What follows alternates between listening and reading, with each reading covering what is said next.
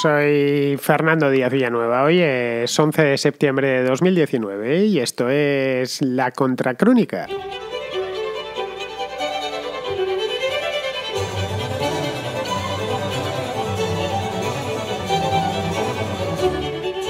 El pasado 6 de septiembre, es decir, este último viernes, murió en un hospital de Singapur Robert Mugabe, presidente de Zimbabue durante casi 4 décadas. Tenía ya 95 años y hasta hace 2 se mantenía aún en el poder absoluto de su país. En noviembre de 2017, una conjura palaciega le descabalgó del cargo y a partir de ahí se fue consumiendo hasta que en abril de este año ingresó en un hospital singapurense para recibir tratamiento médico.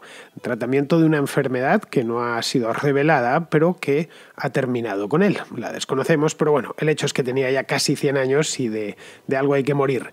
Este tema de Mugabe, de cómo fue descabalgado del poder, ya lo traté en La Contracrónica, pues eso, hace ya casi 2 años, en noviembre de 2017, hice 2 o 3 programas en su momento, por si queréis ir al archivo y echar más que un vistazo, echar una escuchada a aquellos programas para saber exactamente cómo consiguieron no tanto acabar con la dictadura, porque la dictadura se mantiene, pero sí al menos acabar con Mugabe.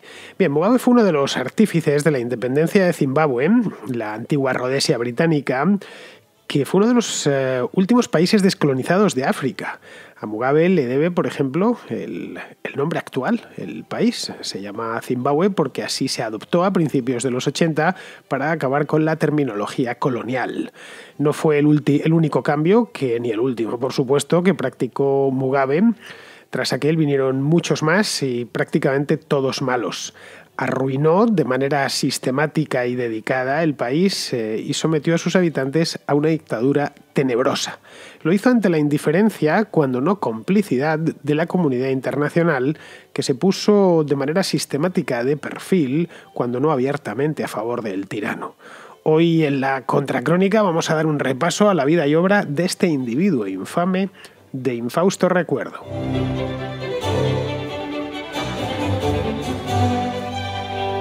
Rodesia fue una colonia tardía. El primero en llegar fue el empresario Cecil Rhodes en la década de 1880. En origen iba a ser una colonia minera en el corazón de África, en el corazón del sur de África exactamente, y así al menos se lo vendió Cecil Rhodes al gobierno de la reina Victoria. Les vino a decir que era una zona un tanto inaccesible porque no tenía costa. Las costas en esa parte del mundo estaban ocupadas por los portugueses, tanto a un lado como al otro. Estaba allí los portugueses en Mozambique y los portugueses de Angola, de tal manera que sin acceso al mar directo pues no era tan sencillo llegar. Se tenía que llegar desde el sur, por unos caminos embarrados. Los británicos se encargaron, por supuesto, de construir el ferrocarril, pero hasta que el ferrocarril llegó, pues llegar hasta Zambia o hasta Zimbabue era una cosa bastante lenta y penosa. La cuestión es que en Londres le compraron la mercancía, le dieron la concesión, debió pedirlo de muy buenas maneras, y a pesar de ello le costó bastante someter toda esta región. Es decir, que hasta el cambio de siglo no fue completamente pacificada. No era todavía una colonia, sino una zona administrada por una empresa, la British South Africa Company, que se dedicaba, entre otras cosas, a esto de las minas y que estaba gestionada y administrada por el propio Cecil Rhodes. Tan gestionada y administrada por él que terminó dando el nombre a lo que después sería la colonia, que se la conocía como Rodesia de Rhodes. Se convertiría en colonia bastantes años más tarde, mucho después del fallecimiento de Cecil Rhodes, en el año 1923, después incluso de la propia Primera Guerra Mundial, que sacudió el mapa de África. Los británicos vieron cómo incrementaban su imperio, se quedaron con algunas de las colonias alemanas en el continente africano, entre ellas la de Namibia o la de Tanganica, y hasta el año 1923 pues no se pusieron a hacer una serie de modificaciones en el mapa imperial. Una de esas modificaciones fue acabar con esta zona de la British South Africa Company, de Cecil Rhodes y de sus herederos, y convertirla en una colonia propiamente dicha. Esto sucedió en el año 1923 y un año más tarde, en el 24, nació Robert Mugabe en un pueblo del oeste del país. Oportunidades no le faltaron. Era hijo de un simple campesino, pero pudo estudiar en una misión jesuítica que estaba cercana a su aldea. Una misión jesuítica que terminaría por darle su fe católica. Mugabe fue católico toda su vida, buena parte de la misma lo fue exclusivamente de boquilla. En la parte ya de gobierno atacó con saña y todo lo que pudo a los católicos, o mejor dicho, a la jerarquía católica, pero bueno, se mantuvo y entiendo que ha terminado muriendo en Singapur como católico. Entiendo que lo mismo, me equivoco, y todo se lo debía a esto mismo, que había estudiado con los jesuitas. De ahí pasó a la universidad, la Universidad de Fort Hare, es una universidad que está en Sudáfrica, en la localidad de Alice. Esta universidad sigue existiendo y es un centro en el que estudiaron algunos próceres de la independencia africana, como iba a decir tanzano, pero es que no era tanzano porque Tanzania no existía. Había sido Tanganica y Zanzíbar, de la unión de ambas. Nació Tanzania después de la Primera Guerra Mundial. Pues bien, este tanzano Avant la Lettre, que sería Julius Nyerere, fue el padre de la Tanzania independiente, o el zambiano Kenneth Kaunda.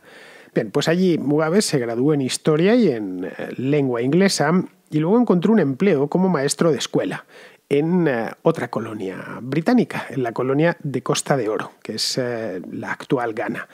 Esta de Costa de Oro era una de las colonias más ricas de todo el imperio.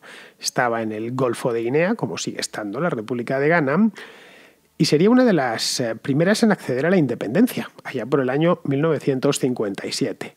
El líder de la independencia ganesa era Kwame Nkrumah, un tipo del que hoy se habla poco, pero en su momento, en los años 50-60, solía llenar las portadas de los periódicos de todo el mundo.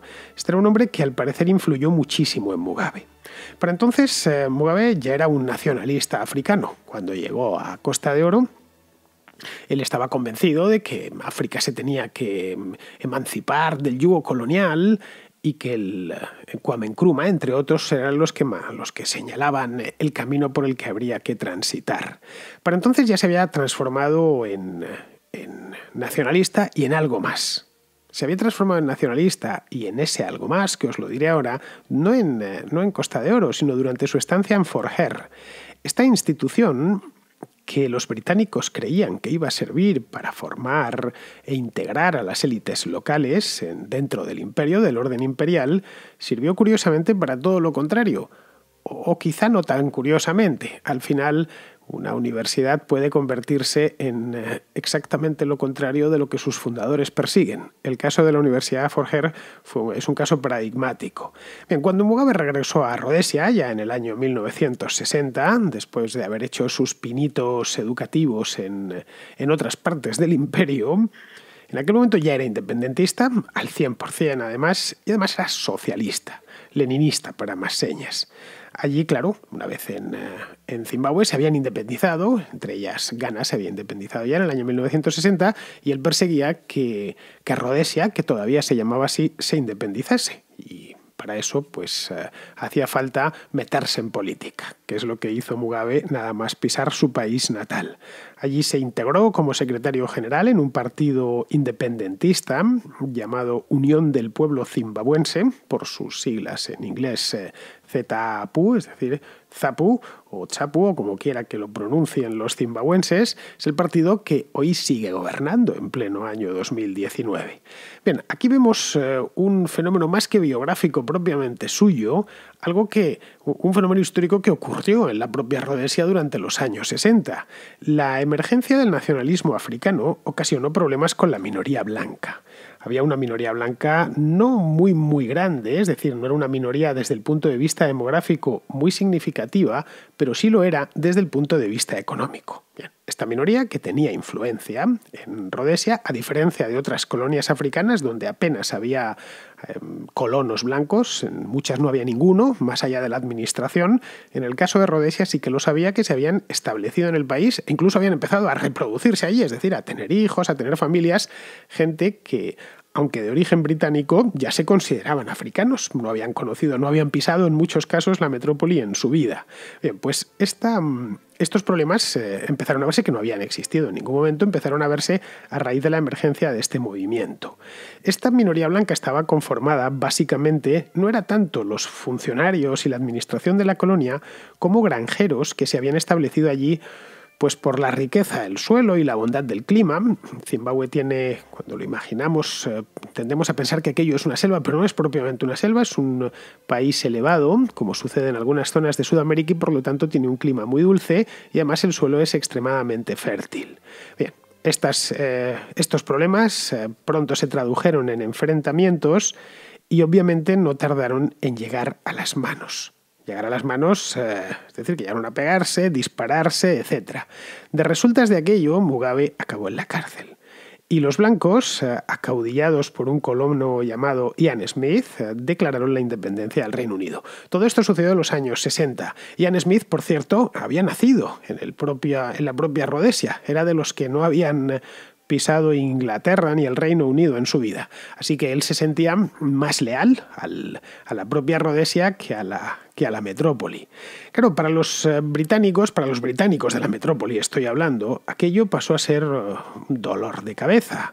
Los colonos se habían rebelado contra Londres, eso por un lado. Y luego, por otro, los indígenas habían formado y estaban formando guerrillas contra el gobierno de Smith.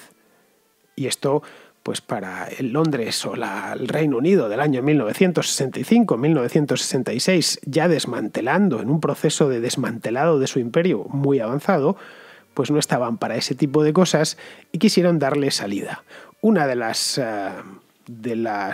resultados de aquel destensionamiento general, fue la liberación de Robert Mugabe, que nada más salir de la cárcel, por supuesto, se convirtió en un líder guerrillero y empezó a dejarse querer por líderes del bloque del Este, como Fidel Castro, que tenía, por cierto, pues prácticamente su edad. Fidel Castro era 2 años más joven, pero vamos, prácticamente la misma edad.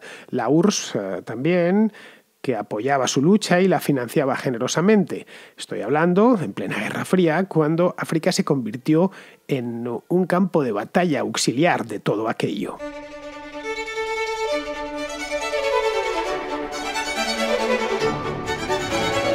Como eran muy pocos, los blancos terminaron arrojando la toalla. En el año 1979 llegaron a un acuerdo, el Acuerdo de Lancaster se llamó, con los guerrilleros, y al año siguiente hubo elecciones en las que el ZAPU, este partido del que os he hablado antes, un partido devenido guerrilla a lo largo de los años 70, arrasó. Y ya poco después pues, se materializó la independencia definitiva con Mugabe como primer ministro del país recién nacido. En principio iba a ser una democracia, y así figuraba en este acuerdo de Lancaster que se había suscrito con los blancos. La idea era tener un país similar al de otras, al menos sobre el papel, por supuesto, al de otros países recién descolonizados. En este caso tenía que acoger también a esta pequeña minoría blanca, tendría su parlamento, sus elecciones, su Estado de Derecho, etc. Si miramos los acuerdos de Lancaster, en principio no tenían nada malo, y de haberse llevado a la práctica, Zimbabue, es decir, de haber respetado el espíritu de aquel acuerdo y por supuesto también la letra, Zimbabue no hubiera pasado por la pesadilla que tuvo que pasar después. Pero claro, respetar los acuerdos de Lancaster no eran ni muchísimo menos los planes que tenía Mugabe, que no quería ningún tipo de oposición. Fue eliminando a lo largo de los primeros años, uno a uno, a todos sus rivales, pero a sus rivales dentro del propio ZAPU y a otras guerrillas, se los fue, y cuando digo eliminando, es en muchos casos eliminando físicamente y con bastante dolor, y para ello se dotó de una milicia privada que atendía exclusivamente a sus órdenes, armada hasta los dientes, como es natural, y entrenada por Corea del Norte. Fue una especie de regalo que le hizo Kim Il-sung, de regalo no de boda ni de cumpleaños, sino por ser primer ministro de aquel país, y que lo utilizó de manera intensa. En el año 1987 se cansó de ser primer ministro y decidió abolir ese cargo. Iba a dejar de existir y se convirtió en presidente. Lo sería ya durante 30 años, hasta el año 2017, sin que nadie se atreviese a hacerle sombra, por la cuenta que le traía, no por nada. No es que quisiesen hacerle sombra y se echasen para atrás o se acobardasen o temiesen perder contra él las elecciones. Las elecciones se siguieron celebrando un poco cuando a Mugabe le venía en gana, pero por supuesto todas esas elecciones las ganaba Mugabe por una ventaja absoluta sobre el segundo, si es que había segundo, si es que él consentía al menos menos disimular, que no siempre sucedía. Bien, el poder, como os podéis imaginar, en alguien de esta calaña lo empleó de manera tiránica y se encargó de concentrarlo en torno a él, en torno a su familia y en torno a personas cercanas de su tribu, la tribu de los Shona, la etnia concreta del oeste de Zimbabue de la que él provenía.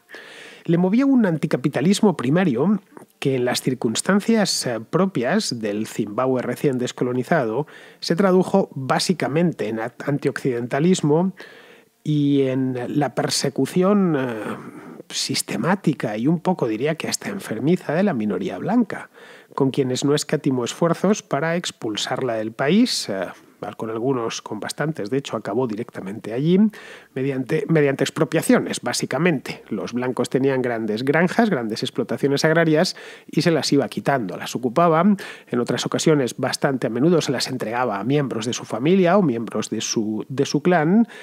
Y esto cuando iba por la expropiación, otras veces fue directamente al acoso directo. Les asaltaban estas fincas y una vez dentro, pues o mataban a los colonos, bueno, que ya no eran colonos, eran realmente tan zimbabuenses como el propio Mugabe, porque la mayor parte de ellos habían nacido allí.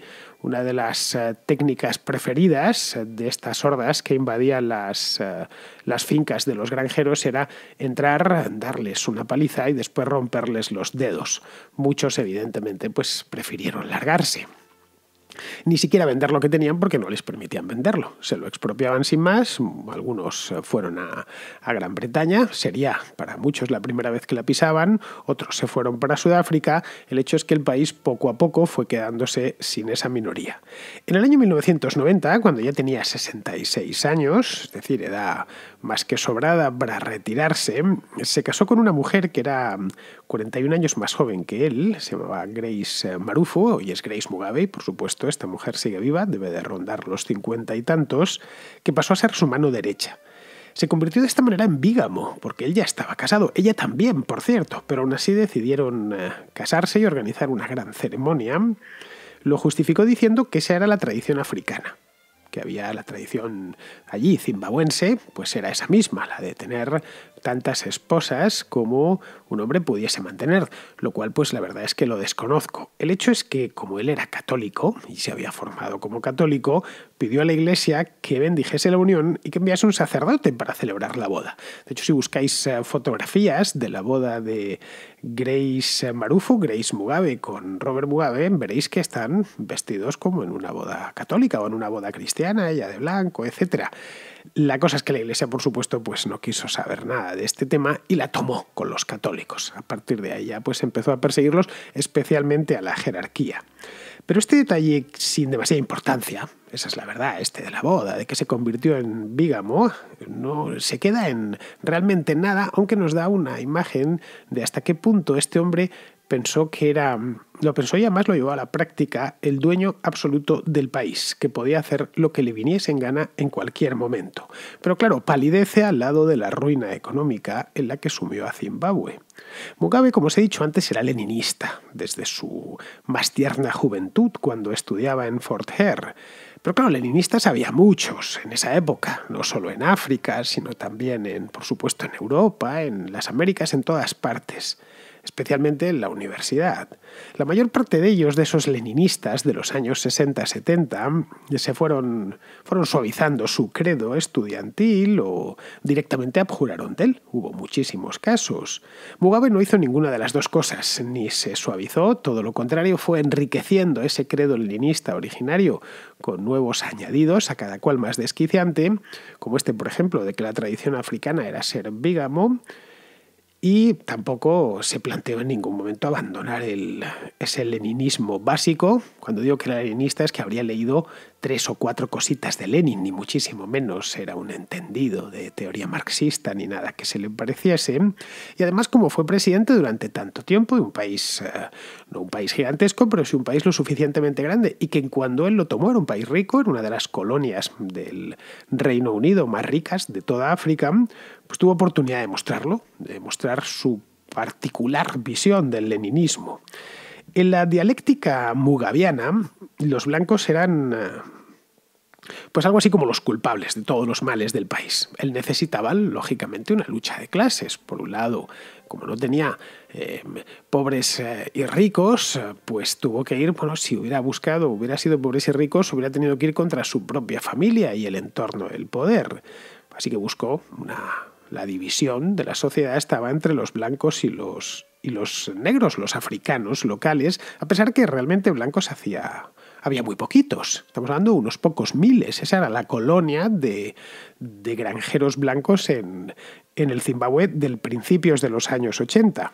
Bien, una vez detectado y señalado el enemigo, todo lo que hacía falta para salvar al país pues era acabar con esa colonia. También le dio con los asiáticos, que había una colonia todavía más pequeña, que habían llegado de distintas partes de la India, de Pakistán, etcétera, de distintas partes del Imperio Británico y que se habían asentado en Rodesia, especialmente en las grandes ciudades, y se dedicaban al comercio. Un poco lo que habían hecho en otros lugares del Imperio Británico, como podía ser Sudáfrica o incluso el propio Gibraltar, donde hay todavía y seguirá habiendo, supongo, comerciantes del Indostán y de toda esa zona. Bien, contra ellos también lo pagó diciendo que una vez había acabado con los blancos, pues que los asiáticos estaban poco menos que arruinando a los zimbabuenses y explotando al país. En la antigua Rodesia británica, los blancos habían hecho alguna que otra fechoría, eso es indudable, pero la comunidad de colonos era, como os he dicho antes, muy próspera y contribuía de manera decisiva al PIB del país, mediante explotaciones agrarias muy eficientes y muy bien explotadas. Mugabe lo sabía a la perfección, como cualquiera que tuviese las primeras letras allí, pero hizo la típica lectura marxista de la situación. Si arrebataba esa riqueza a los blancos, se haría justicia y la balanza quedaría equilibrada, más o menos. Nada de eso sucedió, por supuesto. Tras la expulsión de los granjeros, la producción agraria cayó en picado, las exportaciones colapsaron y dejaron de entrar divisas en el país. Luego, además de las pocas que quedaban entrando, se las apropiaba la casta dirigente. ¿Cómo reaccionó su gobierno? Pues de la manera previsible, imprimiendo moneda.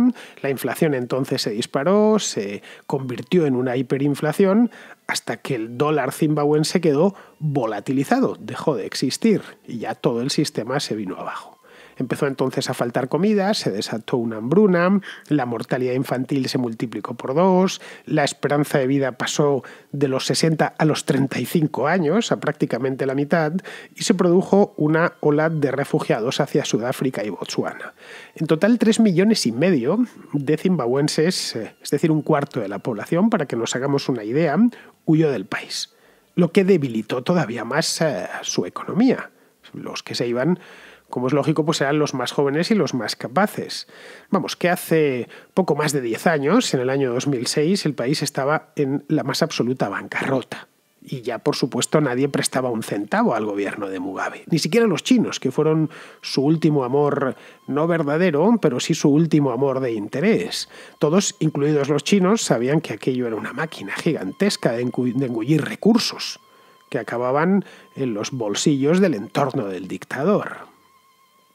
Pero a pesar de ello, de su manifiesta corrupción, de la persecución de la minoría blanca y la asiática, de la represión interna, que tuvo épocas que fueron realmente para olvidar, aunque dudo muy mucho que quienes la padecieron la hayan olvidado, a pesar del pésimo manejo económico, nunca a Mugabe le faltaron aliados. Aliados y gente que le mostró comprensión ilimitada en el extranjero.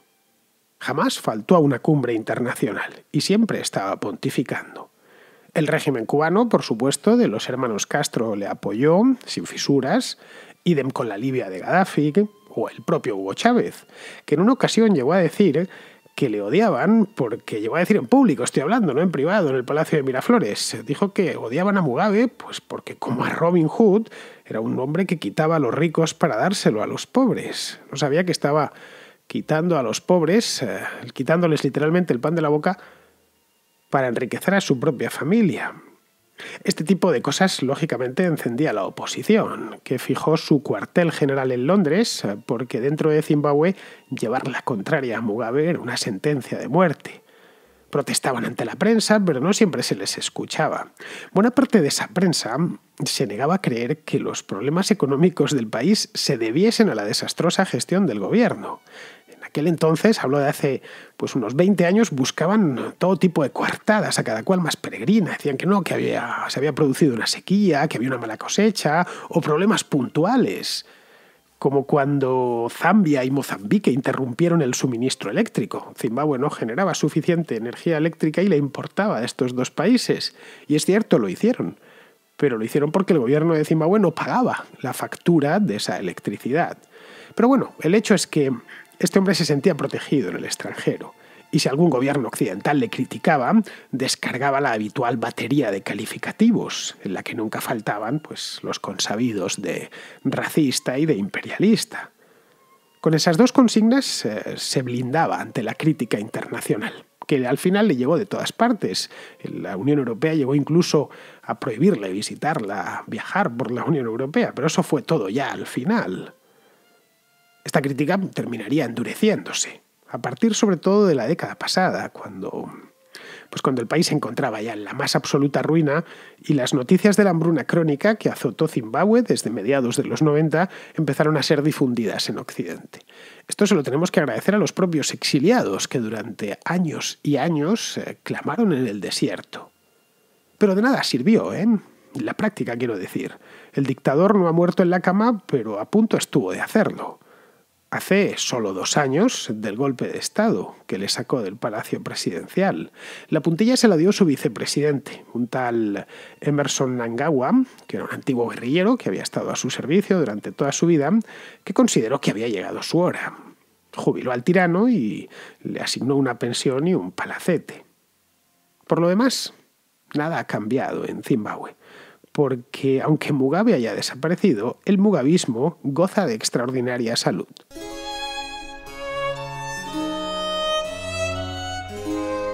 Creo que al final me ha salido una contracrónica un poco contrahistórica y algo larga. Pero bueno, no todos los días se muere un dictador tan longevo como Mugabe y la verdad es que no quería dejarlo escapar. Desde que lo vi el viernes pasado ya andaba con el caramelo y pensé, en cuanto tenga la oportunidad la semana próxima, preparo un programa sobre él. También me ha salido un poquito larga, así que no me entra hoy demasiadas llamadas. Creo que me van a entrar un par de ellas. La primera, así que no perdemos más tiempo, la primera es de Antonio y nos habla de las elecciones, las hipotéticas elecciones en España. Buenas tardes, Fernando. Acabo de escuchar tu audio de esta semana de Elecciones a la Vista y la verdad que creo que haces un excelente análisis sobre la estrategia ganadora, en todo caso, de Sánchez e Iván Redondo, de la posición débil en la que se encuentra Podemos y de las posibles contingencias que podrían ocurrir por la desmovilización del votante socialista y la pérdida al miedo de ese trifachito con el que amenazaban en las anteriores elecciones, que hiciera que esos planes no salieran bien, ¿no? como le gustaba a los del equipo A. Pero creo que en ese análisis, sinceramente, he echado en falta un hecho que creo que va a ser fundamental de aquí al 10 de noviembre, y es la sentencia del proceso catalán. Creo que lo que ocurre ahí puede desvirtuar por completo la composición de determinados bloques, incluyendo posiblemente al PNV por las derivadas que podría tener una condena bastante severa. Veremos a ver qué ocurre, pero conociendo la volatilidad ideológica del señor Sánchez, creo que no da puntada sin hilo y ha dado una patada hacia adelante para tener conocimiento de lo que va a ocurrir en la sentencia e ir a las elecciones, o bien con todos los apoyos Frankenstein, o abrazado la bandera de España, como ya he hecho en alguna otra ocasión.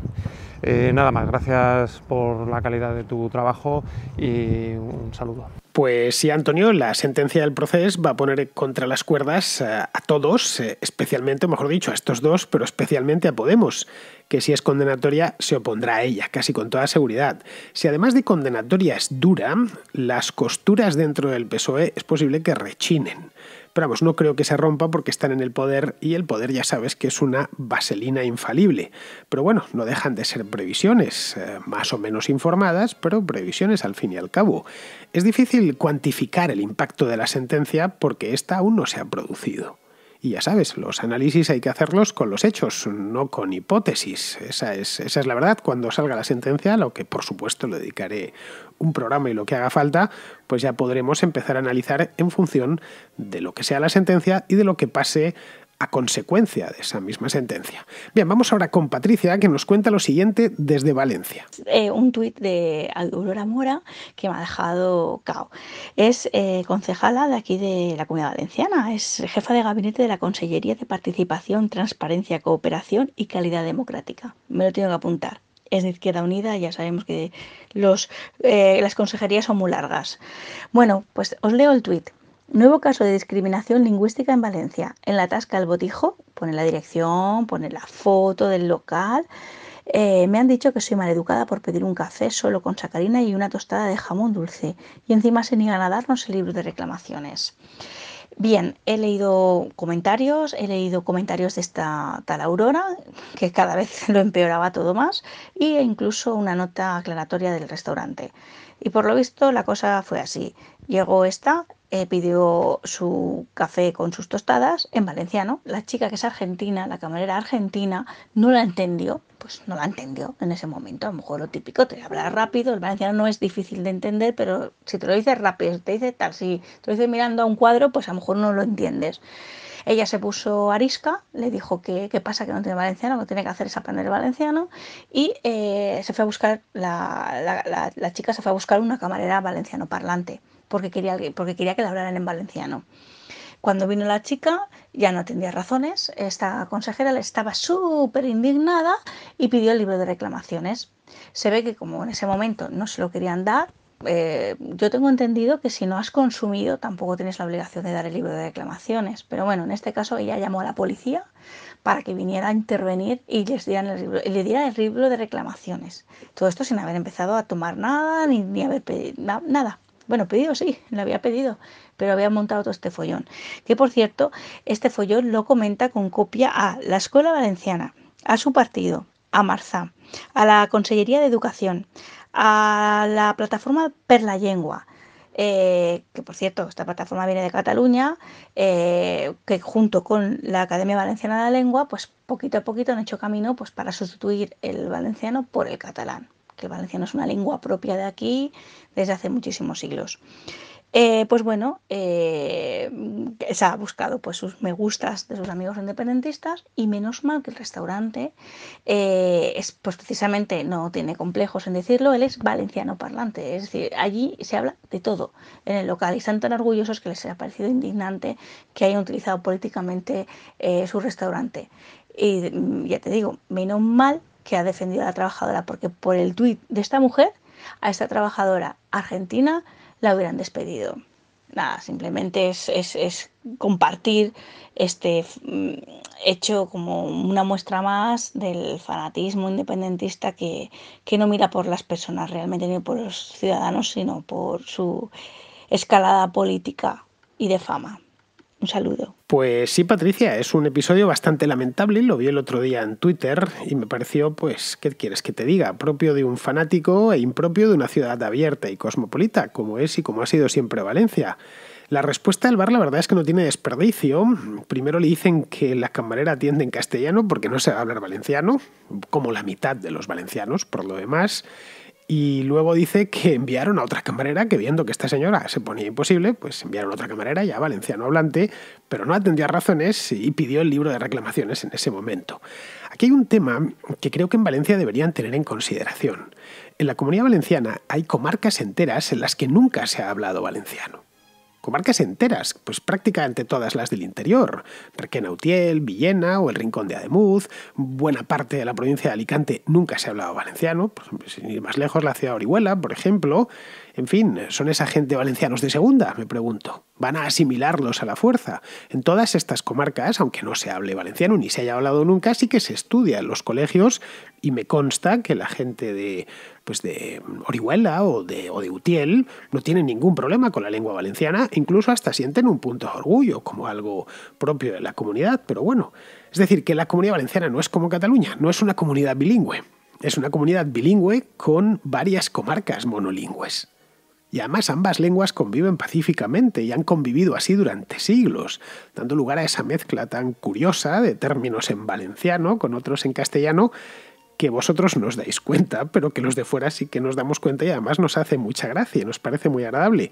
En fin, para gente como esta mujer, como Aurora Mora, esto le debe parecer un horror, pero bueno, ella pasará, esa es la verdad. Nadie dura eternamente y estos me parece que van a durar bien poquito porque con estas intransigencias y estos fanatismos no pueden durar mucho.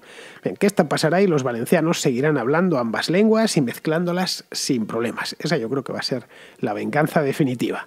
Muy bien, pues ya terminamos. Vamos con Pizarro, que nos habla pues de lo que nos tiene que hablar hoy, que es de toda la movida gigantesca que hay en el Reino Unido con Boris Johnson y el cierre del Parlamento. A los primeros ministros británicos que les ha tocado, les toca o les tocará bailar con el Brexit, se les presenta siempre dos opciones: bloquearse ante un dramón que les sobrepasa o empezar a dar soluciones más que discutibles y sin el apoyo mayoritario ni entre los votantes ni entre las instituciones.